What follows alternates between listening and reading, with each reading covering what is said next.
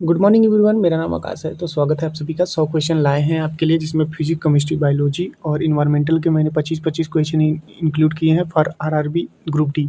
ठीक है, ये ग्रुप डी के लिए स्पेशल क्लास होने वाली है, जिसमें साइंस के बेहतरीन क्वेश्चन आपको मिलेंगे विथ एक्सप्लेनेशन। तो आइए शुरू करते हैं। ठीक है, तो पहला जो क्वेश्चन है दोस्तों, वो क्या कह रहा है? पहला जो क्वेश्चन है वो हमारा कह रहा है कि जड़त्व इनर्शिया जो होती है, ध्यान दीजिएगा, इनर्शिया किस भौतिक राशि पर निर्भर करता है? वेग, द्रव्यमान, बल, त्वरण। तो राइट आंसर क्या हो जाएगा? मास पर डिपेंड करता है। इनर्शिया आई इक्वल टू क्या होता है? mr², यानी जड़त्व आघूर्ण जो हो गया ये आपका आई बराबर ImR²। दो प्रमेय भी होते, समांतर अक्षों का प्रमेय और लंब अक्षों का प्रमेय। वो चीज़ें आपके आउट ऑफ सिलेबस हैं, वो चीज़ें आपको जानने की ज़रूरत नहीं, वो IIT और नीट में आते हैं। ठीक है, जड़त्व किसी वस्तु की अपनी अवस्था में परिवर्तन का विरोध करने की क्षमता रखता है। द्रव्यमान जितना अधिक होगा, जड़त्व उतना ही अधिक होगा। ये आपको पता होना चाहिए।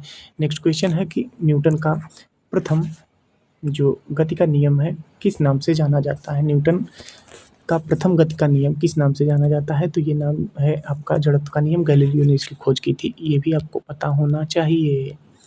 जब तक किसी वस्तु पर बाहरी असंतुलित बल नहीं लगाया जाता, वो अपनी विरामा और या समान वेग की अवस्था में बनी रहती है। ये आपको याद रखना है।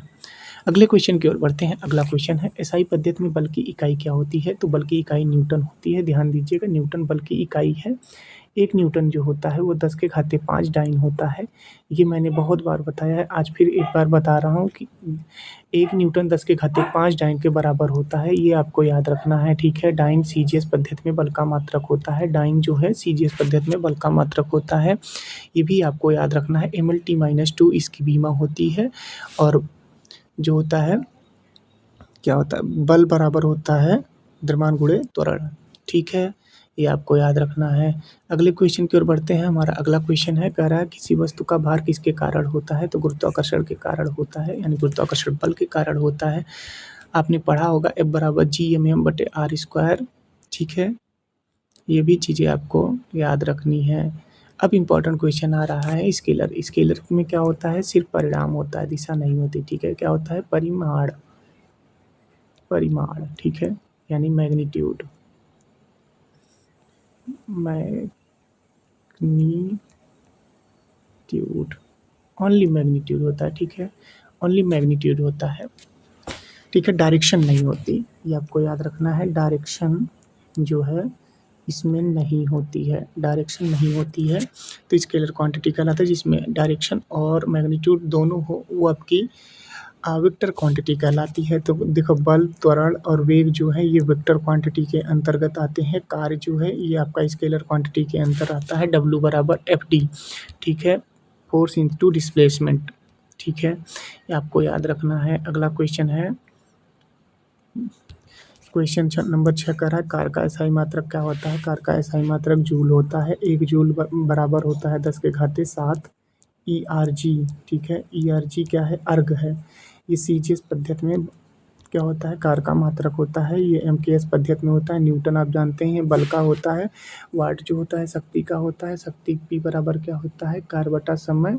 और P बराबर VI भी होता है। P बराबर FV भी फार्मूला होता है। पास्कल जो है ये दाब का होता है। बैरोमीटर वायु दाब मापने में काम आता है। ये आपको पता होना चाहिए कि जो दाब है, फोर्स अपॉन एरिया, जितना एरिया ज़्यादा लगेगा दाब उतना कम होगा, जितना एरिया कम रहेगा दाब उतना अधिक लगेगा।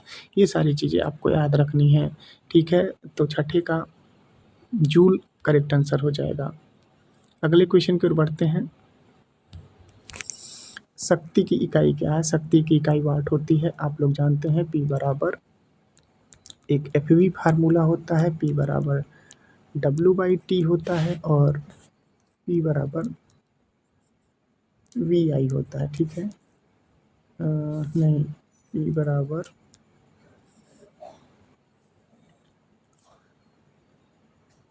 हाँ, P बराबर VI। ठीक है, ये आपको याद रखना है।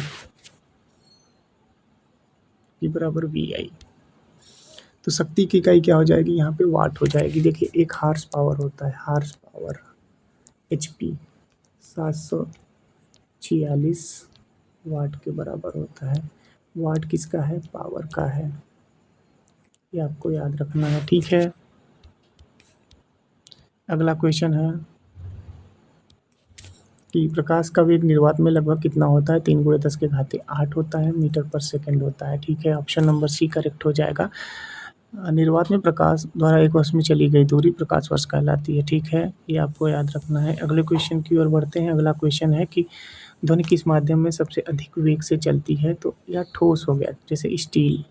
स्टील में सबसे अधिक तेज से चलती है, ये आपको याद रखना है। ध्वनि को जानने के लिए माध्यम की आवश्यकता होती है। निर्वात में ध्वनि 0 होती है। ठीक है, यानी माध्यम नहीं होता। ठीक है, ये आपको याद रखना है। चलिए अगला क्वेश्चन है, विद्युत धारा की एसआई इकाई क्या होती है? ये आपसे पूछ रहा है। विद्युत धारा की एसआई इकाई जो होती है वो एम्पियर होती है। ये मूल मात्रक में आते हैं। मूल मात्रक क्या होते हैं? Not depend on other. ठीक है, वोल्ट क्या होता है? ये विभवांतर का मात्रक होता है। ओम क्या है? ओम जो है ये प्रतिरोध का मात्रक है। कूलाम आप जानते ही हैं, विद्युत आवेश का मात्रक है। देखिए सारे रिलेशन में लिख देता हूँ। Q बराबर आई टी, आई यहाँ पे धारा हो गया, टी समय हो गया, और इसमें रिलेशन V बराबर आई आर होता है। ठीक है, विभवांतर हो गया, ये आपका धारा होगा, ये विद्युत प्रतिरोध हो गया। ठीक है, और C बराबर Q/V, Q/ एक W होता है फार्मूला, और एक होता है Q बराबर NE। ठीक है, ये भी फार्मूला होता है। ये सारी चीज़ें आपको याद रखनी होंगी। और एक होता है V बराबर W/Q। अब पूछोगे V क्या है? V यहाँ पे विभवांतर है, W क्या है? कार्य हो गया, Q क्या हो गया? विद्युत आवेश। आवेश का मात्रक कूलाम होता है। ठीक है, ये आपको याद रखना है।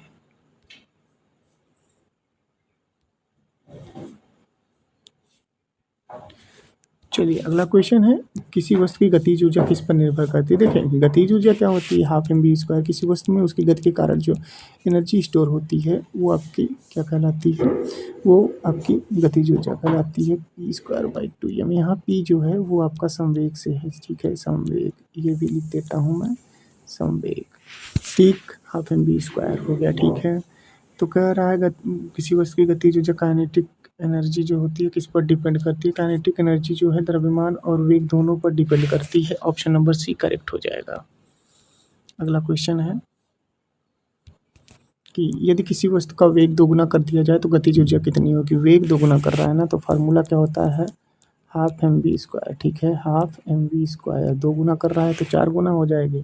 ठीक है, सोचने वाली क्या बात है। हाफ mv² भी यहाँ पे 2v कर दो, स्क्वायर है तो 2v² हो जाएगा। हाफ mv², 4 टाइम्स ज़्यादा हो गया। ठीक है, ये आपका करेक्ट आंसर हो जाएगा।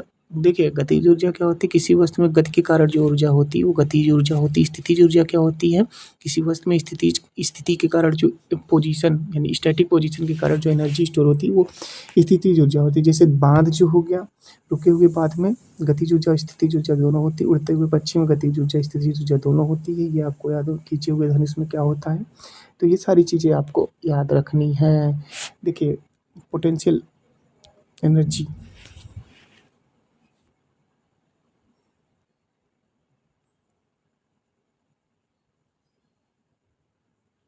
स्थिति ऊर्जा की बात करेंगे, पी की बात करेंगे, mgh। ठीक है, ये आपको याद रखना है। देखिए मैकेनिकल एनर्जी क्या होती है? Kinetic energy plus potential energy. ठीक है, kinetic energy plus potential energy, half mv² plus mgh। ठीक है, ये आपको याद रखना है। ठीक है, अगर किसी वस्तु का वेग दोगुना कर दिया जाए तो उसकी गतिज ऊर्जा कितनी हो जाएगी? तो 4 गुनी हो जाएगी। ये मैं पहले ही बता चुका हूँ, बहुत ही इंपॉर्टेंट क्वेश्चन है। ठीक है, अगले क्वेश्चन की ओर बढ़ते हैं। ऊर्जा का एसआई मात्रक पूछ रहा है, तो 3 चीज़ें आपको बता दें। ऊर्जा का जो एसआई मात्रक होता है वो जूल होता है। न्यूटन आप जानते ही होंगे, बल का होता है। वाट जो होता है शक्ति का होता है। पास्कल जो होता है ये किसका होता है? पास्कल आपको पता ही होगा, दाब का होता है। ऊर्जा का सबसे बड़ा मात्रक क्या होता है? 1 kilowatt hour. 1 kilowatt hour, 1 kilowatt hour कितना होता है?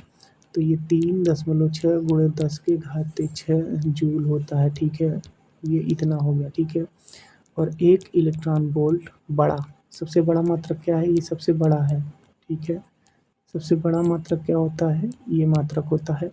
और 1 इलेक्ट्रॉन वोल्ट जो हो गया, 1 इलेक्ट्रॉन वोल्ट कितना हो गया 1.6 10⁻⁻19 जूल। एक इलेक्ट्रॉन वोल्ट जो है वो सबसे छोटा मात्रक होता है इसका ऊर्जा या कार्य का, ठीक है, ये आपको याद रखना है। और ऊर्जा की बात करेंगे तो बहुत सारी ऊर्जाएं होती हैं।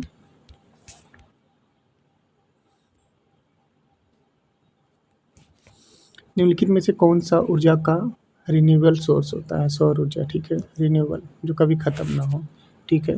कोयला ख़त्म हो जाएगा, पेट्रोलियम ख़त्म हो जाएगा, प्राकृतिक गैस भी ख़त्म हो सकता है। नवीकरणीय जो एनर्जी है, सोर्स है, वो कभी ख़त्म नहीं होती, ठीक है, जैसे पवन ऊर्जा, सौर ऊर्जा, ये आपको याद रखना है। अगला क्वेश्चन हमारा इम्पोर्टेंट क्वेश्चन है, कह रहा है कि ऊष्मा का स्थानांतरण यानी हीट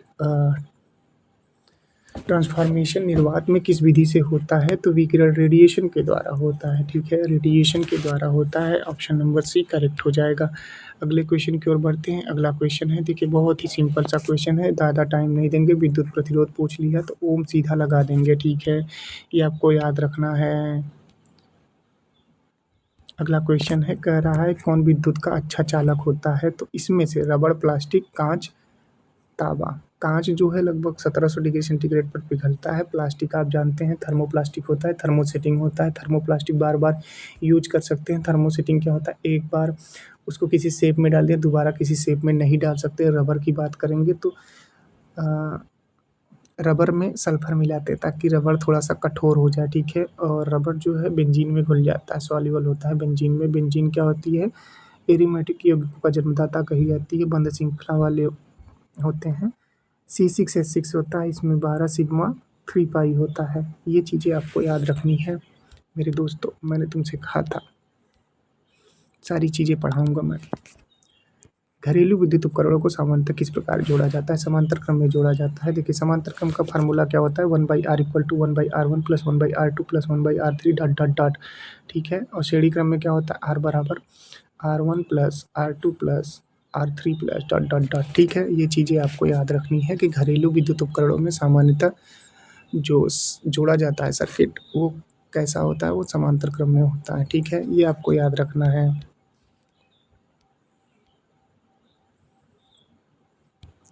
अगला क्वेश्चन है कि निकट दृष्टि दोष मायोपिया को किस लेंस से ठीक किया जाता है? तो ये आपका अवतल लेंस हो जाएगा, कॉनकेव लेंस से ठीक किया जाता है, ये आपको याद रखना है। अगला हमारा क्वेश्चन है कि पृथ्वी का चुंबकीय क्षेत्र मुख्यतः किस कारण उत्पन्न होता है? तो पृथ्वी के बाहरी द्रव कोर में पिघले लोहे निकिल की गति के कारण होता है ऐसा। ऑप्शन नंबर बी यहाँ पे हम बिल्कुल राइट आंसर कर देंगे। अगले क्वेश्चन की ओर बढ़ते हैं। अगला क्वेश्चन हमारा जो है, क्वेश्चन क्या कह रहा है, क्वेश्चन कह रहा है कि समतल दर्पण यानी प्लेन मिरर द्वारा बना प्रतिबिंब कैसा होता है? तो आभासी और सीधा, ठीक है, आभासी और सीधा। मानव नेत्र कैसा बनाता है? वास्तविक तथा उल्टा, ये आपको याद रखना है। समतल दर्पण, ये इंपॉर्टेंट मैं लगा देता हूँ क्योंकि ये क्वेश्चन आया हुआ है 4 टाइम्स आया हुआ है रेलवे में। समतल दर्पण पर बना प्रतिबिंब कैसा होता है? आभासी व सीधा होता है। वास्तविक तथा उल्टा किस में होता है? मानव नेत्र पर बना प्रतिबिंब, इमेज, ठीक। चलिए आगे बढ़ते हैं। कह रहा है इंद्रधनुष बनने का मुख्य कारण क्या होता है? प्रकाश का विक्षेपण एवं आंतरिक परावर्तन, ये आपको पता होगा। ऑप्शन नंबर सी करेक्ट हो जाएगा। 7 रंग होते हैं, विबग्योर के नाम से जाना जाता है। Violet, indigo, green, blue, green, yellow, orange, red, ठीक है, ये आपको याद रखना है। सबसे ज़्यादा वेवलेंथ जो होती है रेड कलर की होती है। रेड फैलता नहीं है, और जबकि वायलेट बैगनी जो होता है फैल जाता है, दूर से ही दिखाई देता है। वेवलेंथ कम होती है, लेकिन प्रकाश प्रकीर्णन सबसे ज़्यादा वायलेट की होती है, रेड की सबसे कम होती है, ठीक है। इसीलिए स्कूल की बसें पीली पोती जाती हैं, पीले कलर की होती हैं, जबकि ट्रेन में जो सिग्नल होते हैं रेड कलर के होते हैं, क्योंकि ये दूर से ही दिखाई देते हैं, क्योंकि ये फैलते नहीं हैं, ठीक है। लगभग 7800 एंगस्ट्रॉम होता है तरंगदैर्घ्य किसका? लाल का, रेड का, ये आपको याद रखना है। सारी चीज़ें मैं बता सकता हूँ लेकिन लिखना इम्पॉसिबल है। रेडियोधर्मिता की खोज किस वैज्ञानिक ने की थी? तो हेनरी बेक्वेरेल हो जाएंगे, ठीक है, ये आपको याद रखना है। मैडम क्यूरी को फिजिक्स और केमिस्ट्री में दोनों में नोबेल प्राइज़ मिला है, ठीक है, ये आपको याद रखना है। जे थॉमसन ने इलेक्ट्रॉन की खोज की थी, उस पे चार्ज की खोज रॉबर्ट मिल्टन ने की थी। ये आपको याद रखना है। अगला हमारा क्वेश्चन है, निम्नलिखित में से कौन सी विद्युत धारा की इकाई नहीं है? तो भाई ओम हो जाएगा ना, विद्युत प्रतिरोध का है, ठीक है। विद्युत प्रतिरोध का मतलब ओम हो जाएगा, खत्म करो इसको। और लास्ट क्वेश्चन जो फिजिक्स का है वो क्या कह रहा है निम्नलिखित में से कौन सा कथन सही है? तो यार देखो, द्रव्यमान स्थिर रहता है जबकि गुरुत्वीय त्वरण के अनुसार बदलता रहता है। जब भार जो है गुरुत्वीय त्वरण के अनुसार बदलता रहता है। ऑप्शन नंबर सी करेक्ट हो जाएगा। अब इसके बाद हम केमिस्ट्री के देखेंगे। केमिस्ट्री के 25 क्वेश्चन हम लोग देखने वाले हैं, यानी 26 से 50 हमारा केमिस्ट्री रहेगा। उसके बाद 51 से लेके 75 तक हमारा रहेगा बायोलॉजी। फिर उसके बाद रहेगा 76 से लेके 100 तक हमारा इन्वायरमेंटल। तो 100 क्वेश्चन इस प्रकार हो जाएंगे। अभी हमने 25 क्वेश्चन किया है। अब केमिस्ट्री का क्वेश्चन देखेंगे। सबसे पहले मिस से हुई थी कीमिया, लेवासिए इसके खोजकर्ता थे केमिस्ट्री के। ये भी मैं बता देता हूँ। किसी तत्व की सबसे छोटी इकाई जो उसके रासायनिक गुणों को बनाए रखती है क्या कहलाती है? तो परमाणु कहलाती है, ठीक है, एटम कहलाती है। ये आपको याद रखना है। आप लोग ये तो पढ़ा ही होगा ना, ईटा पर नाच, इलेक्ट्रॉन प्रोटॉन न्यूट्रॉन की खोज किसने की थी? निम्नलिखित में से कौन सी गैस वायुमंडल में सर्वाधिक मात्रा में पाई जाती है? नाइट्रोजन पाई जाती है, 78% पाई जाती है। ऑक्सीजन लगभग 20.8%, लेकिन अप्रॉक्सीमेटली 21% इसको लिया जाता है। कार्बन डाइऑक्साइड की मात्रा पूछेगा, 0.03% होता है, ठीक है, लेकिन ग्लोबल वार्मिंग के कारण बढ़ भी सकता है, ठीक है, लेकिन हमें लगाना है 0.03% कार्बन डाइऑक्साइड। ड्राई आइस कहा जाता है इसको, ठीक है।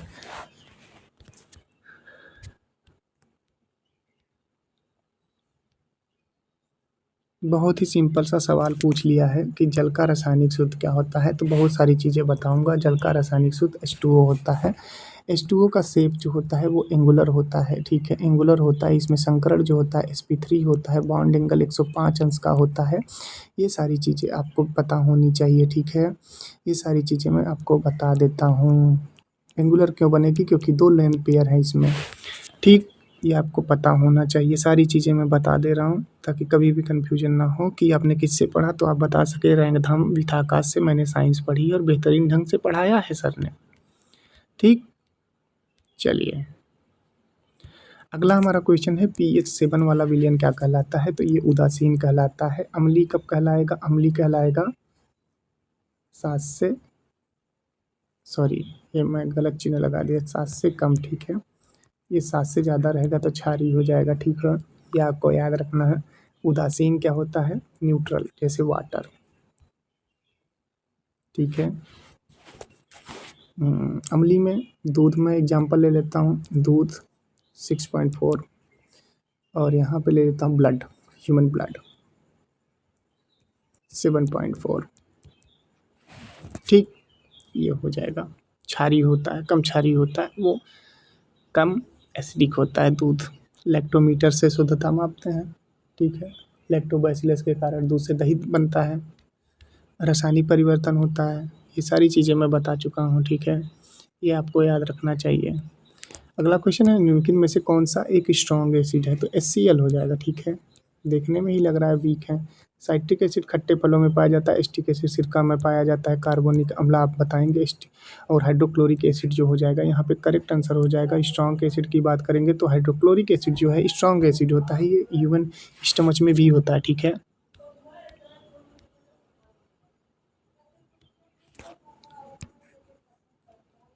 अगला क्वेश्चन है, निम्नलिखित में से कौन सी धातु कमरे के तापमान पर द्रवावस्था में होती है? तो पारा हो जाएगा। पारा एक लिक्विड मेटल है, ठीक है।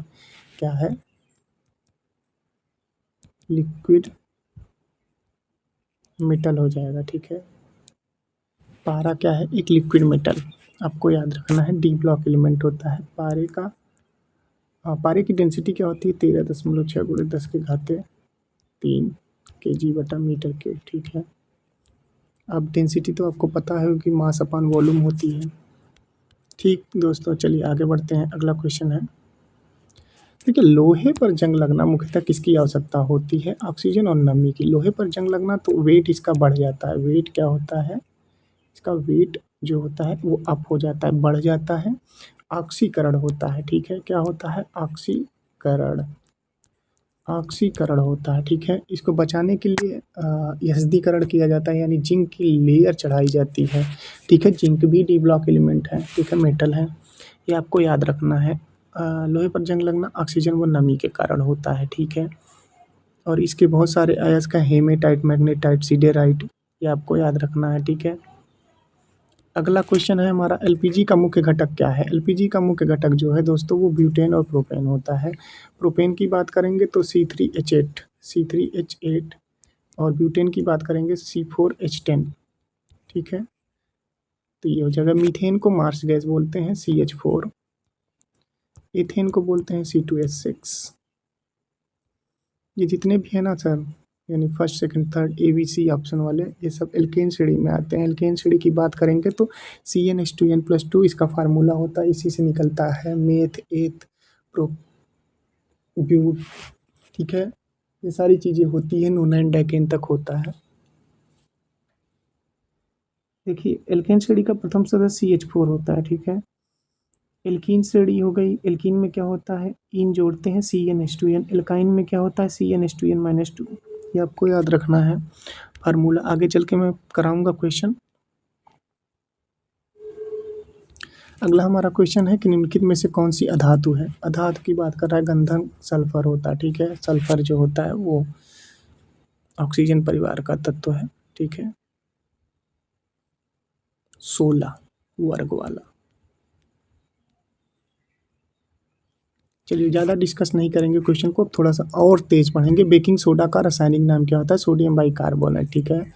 बेकिंग सोडा का बेकिंग पाउडर रहेगा तो इसमें सोडियम बाइकार्बोनेट में हम टार्टरिक एसिड मिलाएंगे जो कि इमली में पाया जाता है, तो ये हमारा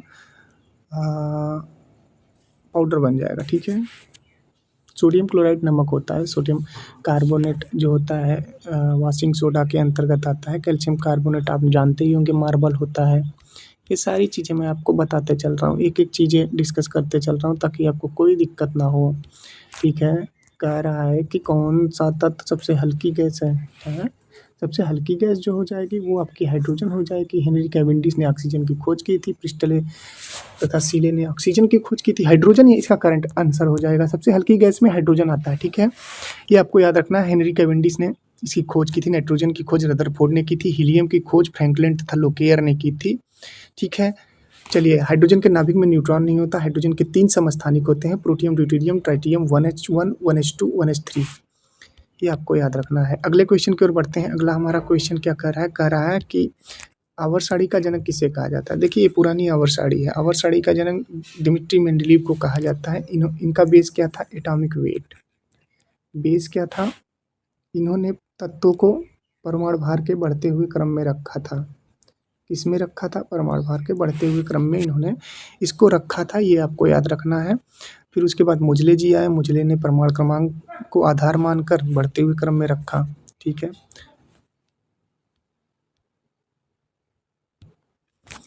निम्नलिखित में से कौन सी गैस हंसाने वाली होती है? तो N2O होती है। नाइट्रस ऑक्साइड जो होती है हंसाने वाली होती है। N2O कहीं दिख रहा है? हाँ, ऑप्शन नंबर C दिख रहा है। NH3 क्या होता है? अमोनिया हाइबर विधि से इसका निर्माण किया जाता है, ये आपको पता होना चाहिए, ठीक है। चलिए, निम्नलिखित में से कौन सा पदार्थ अम्लीय होता है? भाई नींबू का रस होता है। 2.3 टू 2.5 अप्रॉक्सीमेटली, लगभग लगभग क्या होती है इसकी पीएच वैल्यू? पीएच लगभग इतनी होती है, 2.3 टू 2.5।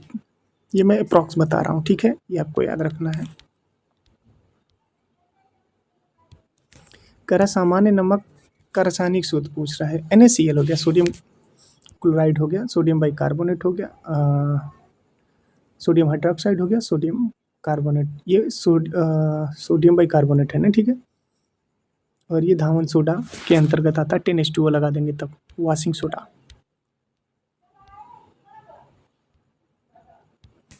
अगला हमारा क्वेश्चन है, निम्नलिखित में से कौन सी गैस पौधों द्वारा प्रकाश संश्लेषण में उपयोग की जाती है? तो ये CO2 हो जाएगा भाई। CO2 करेक्ट आंसर हो जाएगा। 0.03% पाई जाती है। देखिए आ भी गया हमारा क्वेश्चन, दूध का पीएच मान लगभग कितना होता है? ऑप्शन के हिसाब से 6.5 लगाएंगे, वैसे होता है 6.4, ठीक है।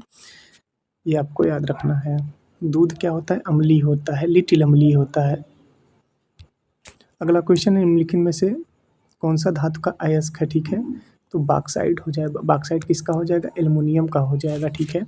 ग्रेफाइट जो है ये कंडक्टर है, ये कार्बन का अपरूप होता है, इसमें बिजली प्रोवाइड की जा सकती है, ठीक है। ऑक्साइड Al2O3 × 2S2 एल्युमिनियम का अयस्क होता है।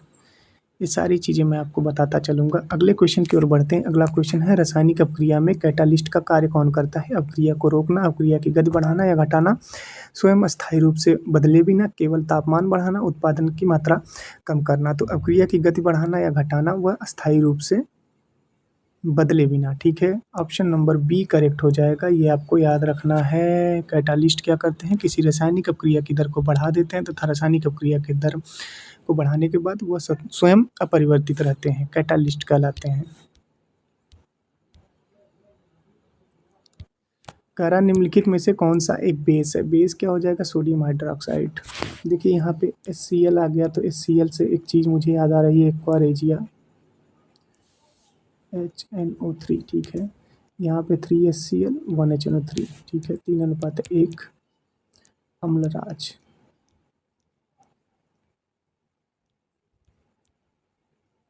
अम्लराज कहलाता है, ठीक है। एक्वारेजिया कहा जाता है। 3 भाग इसमें हाइड्रोक्लोरिक एसिड, 1 भाग HNO3।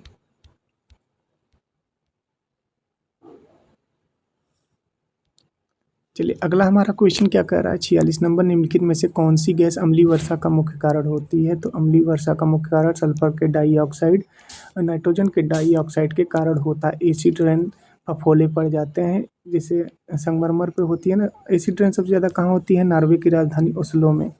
कहाँ पे होती है, नॉर्वे की राजधानी ओस्लो में सबसे ज़्यादा एसिड रेन होती है, ये आपको पता होगा। जब पीएच जो होता है लगभग अप्रॉक्सीमेटली 5.5 के नीचे आ जाता है ना, 5.5 के नीचे, तो क्या होता है, एसिड रेन में माना जाता है।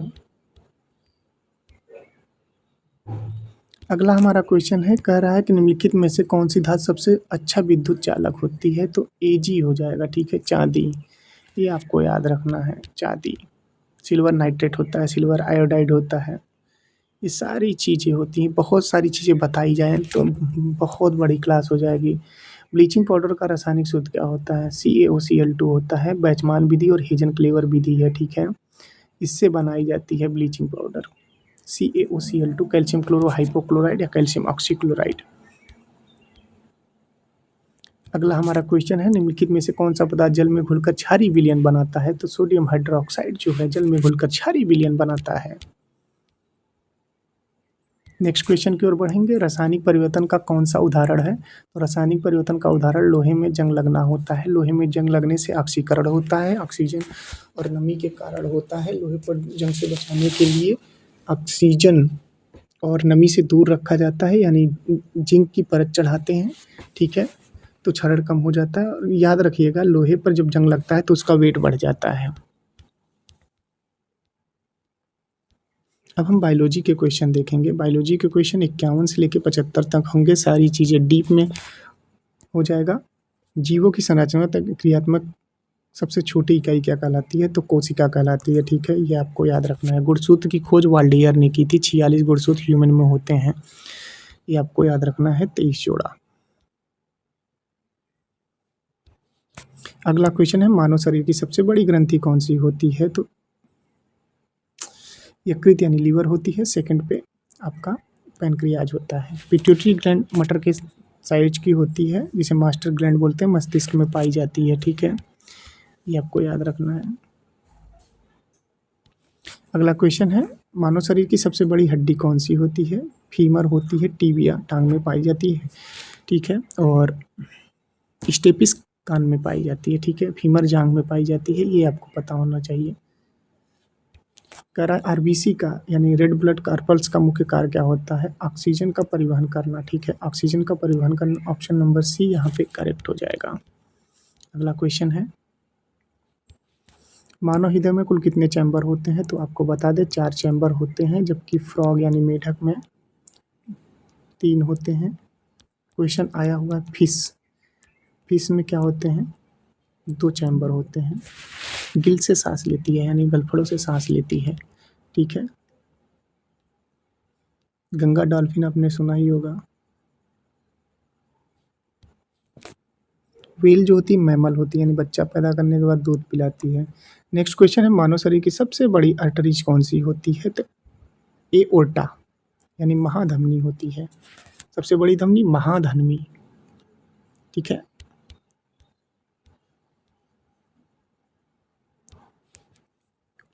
श्वसन की क्रियात्मक इकाई क्या होती है? एल्वियोली, ठीक है। एल्वियोली जो होती है श्वसन की क्रियात्मक इकाई होती है। जैसे किडनी की कार्यात्मक इकाई क्या कहलाती है? नेफ्रॉन्स होती है, ठीक है। न्यूरॉन्स मस्तिष्क की कार्यात्मक इकाई होती है। तो वैसे, ठीक है, ये आपको याद रखना है। कह रहा है इंसुलिन की कमी से, देखो इंसुलिन की कमी से मधुमेह रोग हो जाता है। इंसुलिन हार्मोन्स का स्राव किस अंग से होता है? तो ये अग्नाशय से हो जाएगा, ठीक है। पैंक्रियाज से हो जाएगा। सेकंड ग्लैंड सबसे बड़ी है, ठीक है। पहले पे लीवर आती है, दूसरे पे ये आती है, ठीक है। ये आपको याद रखना है। ये रक्त में ग्लूकोज की मात्रा को नियंत्रित करता है। कह रहा है विटामिन सी का सोर्स क्या होता है? आंवला हो जाएगा भाई, आंवला, एम्ब्लिका विटामिन सी का सोर्स होता है, ठीक है। डाइजेशन में भी हेल्प करता है। और विटामिन सी की कमी से क्या होता है? स्कर्वी रोग हो जाता है, ये तो पता ही होगा आपको। कह रहा है निम्नलिखित में से रोग वायरस के कारण होता है। देखो वायरस के कारण क्या होता है? डेंगू होता है। एडीज मच्छर के काटने से होता है। टीबी जो है बैक्टीरिया के कारण होता है। मैं थोड़ा सा लिख देता हूँ, बैक्टीरिया। मलेरिया जो होता है ये प्रोटोजोआ के कारण होता है, प्रोटोजोआ। मादा एनाफ्लीज मच्छर के काटने से होता है। 25 अप्रैल को मलेरिया डे मनाया जाता है, ये भी आपको याद रखना है। हैजा पानी के द्वारा होता है, यानी बैक्टीरिया के द्वारा होता है। वाटर बॉर्न डिजीज है। डेंगू जो है एडीज मच्छर के काटने से होता है। एडीज मच्छर के काटने से होता है। मैं यहाँ पे लिख देता हूँ, एडीज मच्छर के काटने से होता है। वायरस के द्वारा होने वाली बीमारी है। फाइलेक्स फाइलेरिया जो होता है क्यूलेक्स मच्छर के काटने से होता है। एक गम्बूसिया मछली होती है जो मच्छर को खाती है, ठीक है, गेम्बूसिया।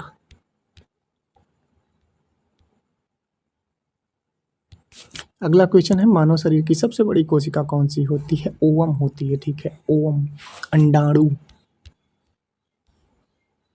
अगला हमारा क्वेश्चन है, मानव शरीर की सबसे लंबी कोशिका कौन सी है? न्यूरॉन, जो कि मस्तिष्क में पाई जाती है। तंत्रिका तंत्र। बहुत ही सिंपल सा सवाल है। डीएनए, वाटसन तथा क्रिक ने की थी डीएनए की खोज। डीएनए का पूरा नाम क्या है? डीऑक्सीराइबोन्यूक्लिक एसिड, ठीक है। ऑप्शन नंबर ए यहाँ पे करेक्ट हो जाएगा। अगले क्वेश्चन की ओर बढ़ते हैं। अगला क्वेश्चन है हमारा कि रक्त का लाल रंग किसके कारण होता है? होमोग्लोबिन के कारण होता है। ह्यूमन में होमोग्लोबिन 13 से 17 होता है, ठीक है। अप्रॉक्स मैं डेटा बता रहा हूँ थोड़ा सा। होमोग्लोबिन में लोहा होता है, ठीक है। क्योंकि यह सिंपल सा सवाल है, गुणसूत्र पूछ रहा है, 46 लगा देंगे, इस पर डिस्कस नहीं करेंगे, बस इतना बता देते हैं। 23 जोड़ा होता है। XX लड़का होता है और XY, सॉरी, XY जो होता है वो लड़का होता है, XX लड़की होती है, ठीक है। वो थोड़ा सा गड़बड़ हो गया था बोलने में, ठीक है, उसको सुधार कर लीजिएगा। XY जो होता है वो क्या होता है? वो लड़का होता है और XX लड़की होती है, ठीक। चलिए, विटामिन डी की कमी से कौन सा रोग होता है? रिकेट्स होता है, हड्डियाँ कमजोर हो जाती है। विटामिन सी स्कर्वी होता है। बेरी बेरी विटामिन बी के कारण होता है। रतौंधी विटामिन ए की कमी के कारण होता है। सोर्स गाजर होता है, बनाना होता है, ठीक है, विटामिन ए का। और कह निम्नलिखित में से कौन सा विटामिन रक्त के थक्के बनने में सहायक होता है? तो विटामिन के होता है फाइलोक्विनान। ये सब आपको पता ही होगा। अगला क्वेश्चन है, प्रकाश संश्लेषण किस कोशिकांग में होता है? तो क्लोरोप्लास्ट में होता है, ये आपको याद रखना है। आगे बढ़ते हैं। अगला क्वेश्चन है, अगला हमारा क्वेश्चन है, मानव शरीर का सामान्य तापमान कितना होता है? तो 37 डिग्री सेंटीग्रेड होता है। 98.6 फ़ारेनहाइट में होता है। 310 केल्विन होता है। और R/4 C/5 से निकाल लेंगे तो निकल जाएगा रैंकिन से, ठीक है, उसकी ज़रूरत ही नहीं पड़ती।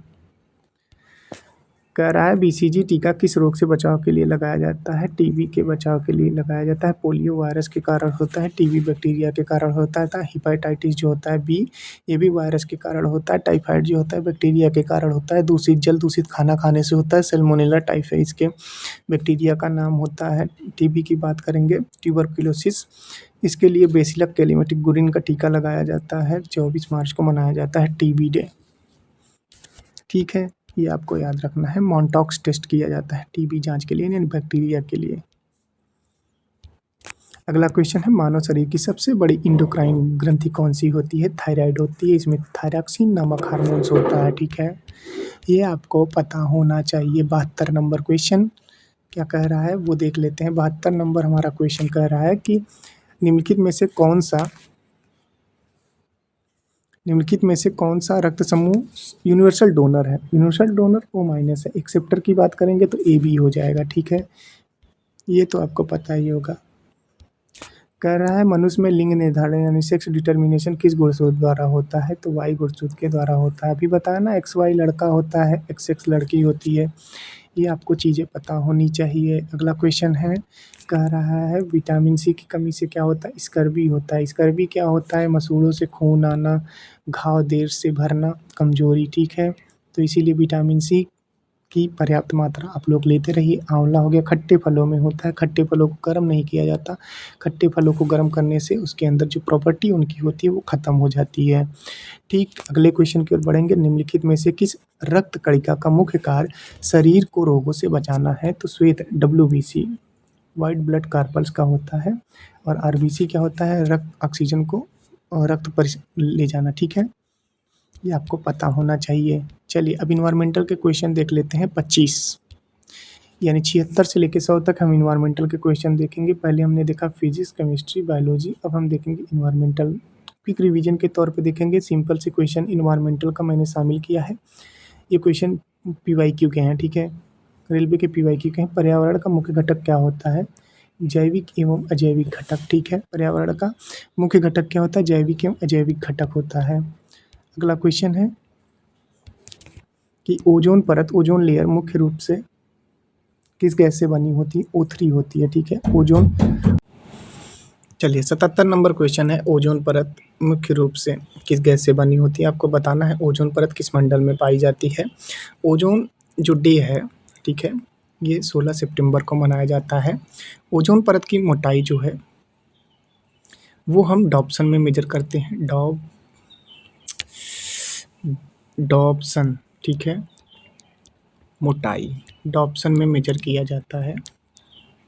ये आपको याद रखना है। O3 होता है इसका सूत्र। इसके लिए कुछ प्रोटोकॉल बनाए गए थे। ओजोन परत क्या करती है? सूर्य से आने वाली जो हानिकारक यानी इंजूरियस अल्ट्रावायलेट रे होती है उससे हमारे शरीर की रक्षा करती है, ठीक है। ये आपको याद रखना है। बहुत सारी चीज़ इसके लिए कुछ प्रोटोकॉल बनाए गए थे। मॉन्ट्रियल प्रोटोकॉल, क्योटो प्रोटोकॉल, ताकि ओजोन परत संरक्षण यानी किया जा सके। इतना आप समझ लीजिए। चलिए अम्लीय वर्षा का मुख्य कारण क्या होता है? SO2 और NO2 होते हैं यानी सल्फर के डाइऑक्साइड, नाइट्रोजन के डाइऑक्साइड का मेन रीजन जो होता है वो एसिड रेन कराते हैं। एसिड रेन क्या होता है? 5.5 से नीचे pH वैल्यू होती है इनकी, ठीक है। लगभग मैं बता रहा हूँ, ठीक है। निम्नलिखित में से कौन सी ग्रीन हाउस गैस है? तो कार्बन डाइऑक्साइड होती है, ठीक है। 0.03% पाई जाती है। अगला क्वेश्चन है 5 जून को क्या मनाया जाता है? विश्व पर्यावरण दिवस मनाया जाता है। 22 अप्रैल को अर्थ डे मनाया जाता है। 16 सितंबर को क्या मनाया जाता है? ये आप जानते ही होंगे, ओजोन डे। Ozone day. 2 फरवरी को क्या मनाया जाता है? Wetland day. Wetland day. ये आपको याद रखना है। सारी चीज़ें मैंने बता दी। तो राइट आंसर क्या हो जाएगा? वर्ल्ड इन्वायरमेंट डे 5 जून को मनाया जाता है, ठीक है। 1972 में इसकी शुरुआत हुई थी। अगला क्वेश्चन है हमारा। क्वेश्चन क्या कह रहा है? जैव विविधता का अर्थ क्या होता है? जैव विविधता का अर्थ होता है सभी जीवों उनके पारिस्थितिक तंत्रों की विविधता। जब विविधता डे कब मनाया जाता है? 22 मई को मनाया जाता है। वेब से याद करते हैं वाटर, अर्थ और बायोडाइवर्सिटी, ठीक है। यानी 22 मार्च, 22 अप्रैल, 22 मई।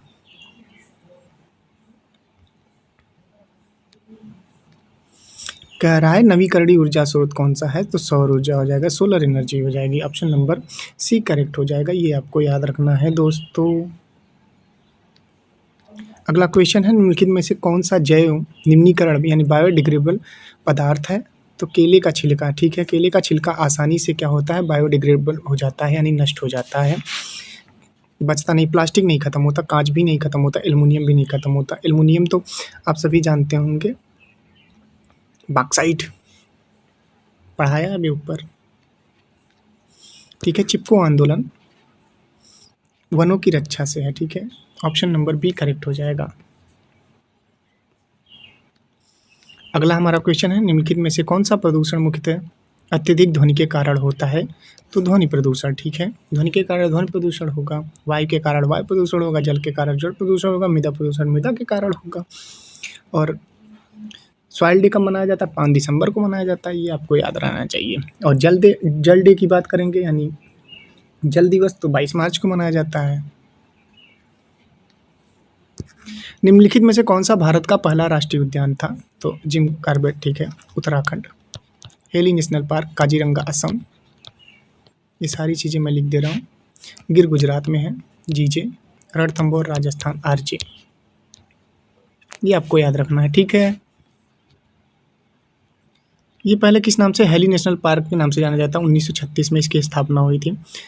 देखिए, रेड डेटा बुक क्या कहता है? रेड डेटा बुक कहता है कि संकटग्रस्त लुप्तप्राय जीवों और पौधों की जानकारी देना रेड डेटा बुक कहलाता है, ठीक है। ये आपको याद रखना है। अगले क्वेश्चन की ओर बढ़ते हैं। अगला हमारा क्वेश्चन है, निम्नलिखित में से कौन सी गैस ओजोन परत को सबसे अधिक नुकसान पहुंचाती है? ओजोन परत को सबसे ज़्यादा नुकसान CFC से पहुंचता है, क्लोरोफ्लोरोकार्बन से। CF2 Cl2 होता है, ठीक है। ये रेफ्रिजरेटर वगैरह से निकलती है, एयर कंडीशनर से निकलती है, जो ओजोन परत को नुकसान पहुंचाती है, ठीक है। निम्नलिखित में से कौन जैव विविधता हॉटस्पॉट भारत में स्थित है? तो पश्चिमी घाट, वेस्टर्न घाट जो है, ये आपका जैव विविधता हॉटस्पॉट।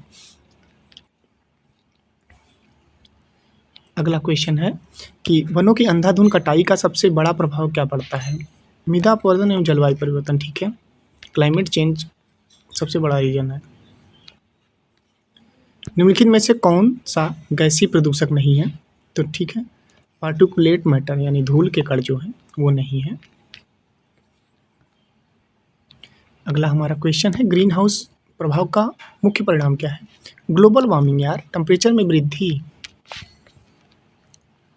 CO2 की मात्रा बढ़ना, जैविक अपशिष्ट यानी बायोडिग्रेडेबल वेस्ट का सबसे अच्छा निपटान क्या होता है? कंपोस्ट होता है, यानी कंपोस्टिंग बनाना, ठीक है। ये आपको याद रखना है। अगला हमारा क्वेश्चन है, निम्नलिखित में से कौन सा एक गैर यानी नॉन रिन्यूएबल ऊर्जा सोर्स है? कोयला, यानी कोयला खत्म हो जाएगा, पवन ऊर्जा, सौर ऊर्जा और जल ये बहुत कम चांसेस है इनके खत्म होने के, ठीक है। देखिए, 95 number question one of the most important question है अब तक का, जितने भी मैंने क्वेश्चन करवाए सबसे इम्पोर्टेंट ये क्वेश्चन है, क्योंकि ये पेट में भी आ चुका है। यूपी SSC पेट, यूपी SSC पेट 2025 में ये पूछा गया है। 3R का मतलब क्या होता है? 3R का मतलब होता है रिड्यूस, रीयूज, रिसाइकल, ठीक है। ऑप्शन नंबर सी करेक्ट हो जाएगा, reduce, reuse, recycle. Reduce, reuse, recycle, इसका मतलब क्या होता है? इसका मतलब होता है पर्यावरण संरक्षण के लिए पहले कम उपयोग, फिर दोबारा उपयोग और अंत में पुनर्चक्रण यानी रिसाइकिल, वही दोहराना।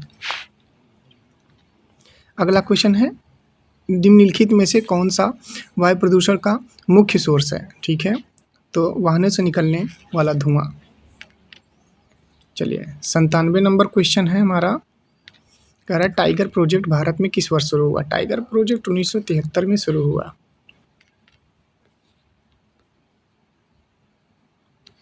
अगला क्वेश्चन है, बायोमैग्निफिकेशन का क्या अर्थ होता है? तो खाद्य श्रृंखला के ऊपर जाने वाले विषैले पदार्थों की सांद्रता बढ़ना जो है बायोमैग्निफिकेशन का अर्थ होता है।